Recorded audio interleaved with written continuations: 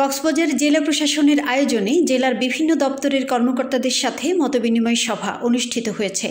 আজ জেলা প্রশাসকের কার্যালয়ের শহীদ এটিএম জাফর আলম সম্মেলন কক্ষে অনুষ্ঠিত এই সভায় প্রধান অতিথি ছিলেন অর্থ মন্ত্রণালয় এবং বিজ্ঞান ও প্রযুক্তি মন্ত্রণালয়ের উপদেষ্টা ডক্টর সালেউদ্দিন আহমেদ। প্রধান অতিথির বক্তব্যে উপদেষ্টা বলেন, সমুদ্র সম্পদের সম্ভাবনাময় সুনীল অর্থনীতি দেশের অর্থনৈতিক উন্নয়নে এক অপার সম্ভাবনার দ্বার খুলে দেবে। এছাড়া কক্সবাজার ট্যুরিজমকে আরও বেশি প্রমোট করা গেলে দেশের অর্থনৈতিক খাত সমৃদ্ধ হবে। পরে উপস্থিত কর্মকর্তাদের এই সংক্রান্ত বিভিন্ন দিক নির্দেশনামূলক পরামর্শ প্রদান করেন উপদেষ্টা। জেলা প্রশাসক মোহাম্মদ সালাউদ্দিনের সভাপতিত্বে অনুষ্ঠিত এই মতবিনিময় সভায় বিশেষ অতিথি ছিলেন বিজ্ঞান ও প্রযুক্তি মন্ত্রণালয়ের সিনিয়র সচিব মোহাম্মদ মোকাব্বির হোসেন। এ সময় জেলার বিভিন্ন দপ্তর ও আইনশৃঙ্খলা বাহিনীর কর্মকর্তা, ছাত্র প্রতিনিধি সহ সংশ্লিষ্টরা উপস্থিত ছিলেন।